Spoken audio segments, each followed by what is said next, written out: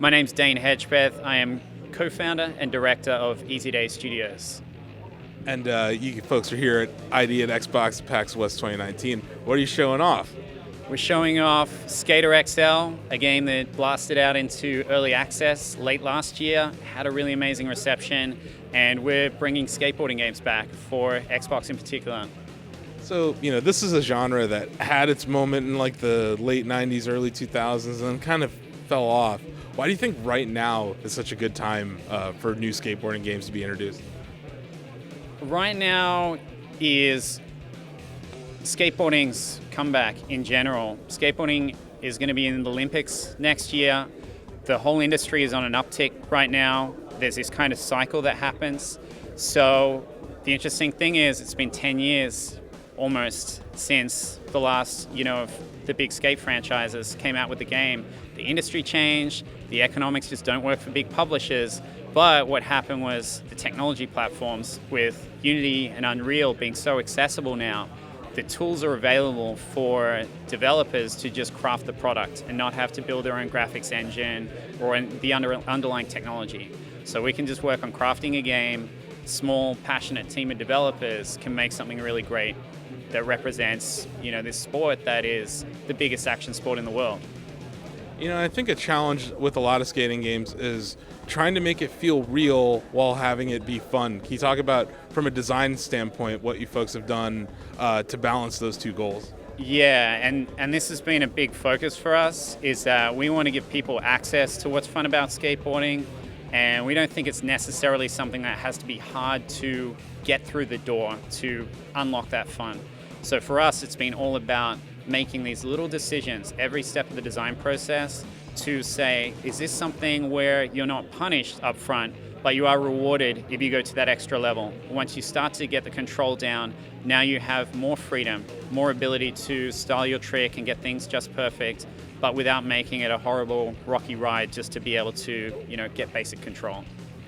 Talking a little bit about controls, it seems like the game handles them a little bit more like the skate franchise would versus Tony Hawk. Can you talk about some of the tricks that you're able to do, or the reverts? I know I'm a skater, but manuals. What kind of skating tricks can players be expecting when the game or in the game now and then maybe down the road? Yeah, so the kind of tricks that you can do out the gate are grinds, jumping tricks, which includes the basic ollie, nollie, fakie ollie. You can also tweak your jumping tricks, and you've got flip tricks, of course, which there's complete free board control. It's all procedural, it's all physics-based. So in each of these things, grinds, manuals, flip tricks, and then jumping and grabbing the board, at all times you have independent control of the board, and you can style things, you can tweak them, you have control over the speed of a flip, the angles that it spins around in both directions. So it's really the case that we didn't program tricks into the game, we programmed movement. And the player has the ability to do anything they want with that movement. So once you get the hang of the basics, it becomes this tree of skills and creative possibilities. You look at the terrain, you explore, you do cool stuff, but there's always something different that you can do. There's always a slightly different way that you can style it out.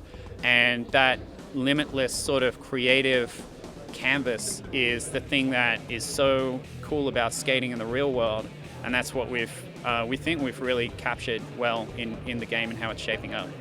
Yeah, so and as a frame of reference, I look to Tony Hawk and Skate as two of those tentpole franchises in skateboarding.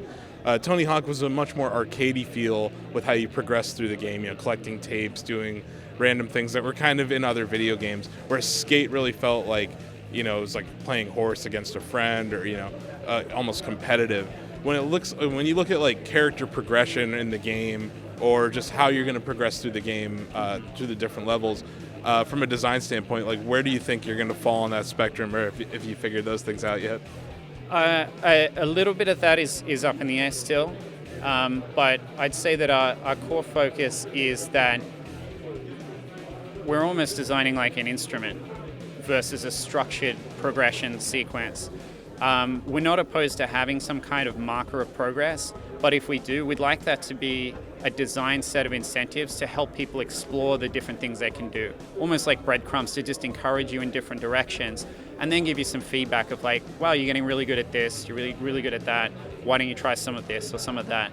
So we want to keep the focus of the game to be quite open and creative, and then, you know, playing with friends, things that you can do to share with each other and inspire ideas from each other.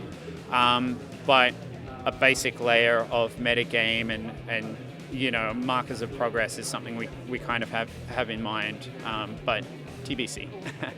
And you know, you kind of mentioned just making it unique and shareable. And one thing that I saw in the demo today was the replay feature, which really felt like I was looking at like one of those old school DC tapes or something.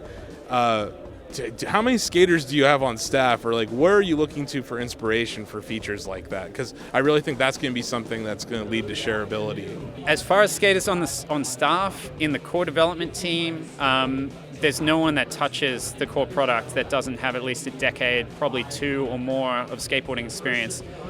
You know, one of our lead devs was going to go pro, broke his back on a handrail in New York, and turned into a game dev. Myself, I got out due to injury early on.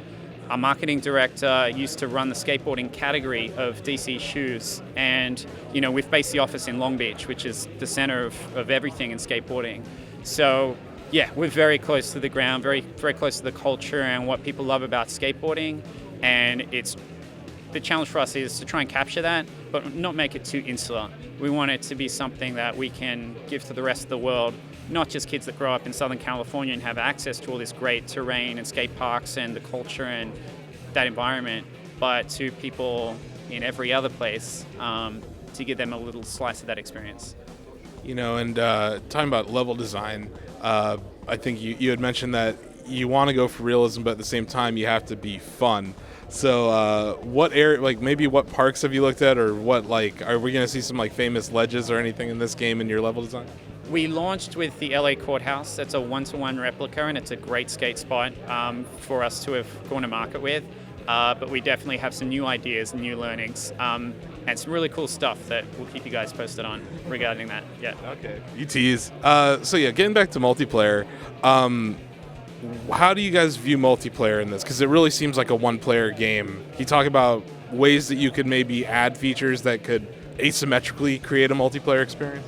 Yeah, multiplayer is something we've thought about, we've looked at, we've tried and simulated. I think there are some open questions. Skateboarding doesn't lend itself so well to the same types of multiplayer modes that might be appropriate for a competitive team sport. Yeah, like a battle royale. A battle royale of skateboarding, actually. Free idea. All right, checks in the mail.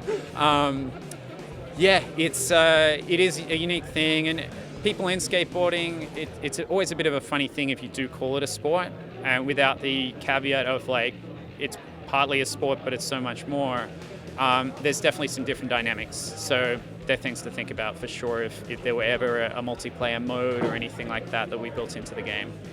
Sure, and then so which platforms is it out on now in early access, and then which consoles are you going to launch on next year? Currently on Steam in early access, and we are announced to launch on Xbox and Nintendo Switch in 2020. And what engine is it running on? We're on Unity, and we are, to our knowledge, we're one of the first, or the first, something like that, game to use their new graphics pipeline. So we're using the HDRP.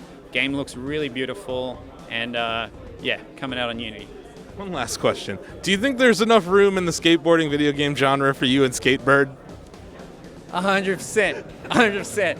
We're going to get Skatebird merch just to support. Yeah, we're nothing but love for Skatebird in the Easy Day Studios office.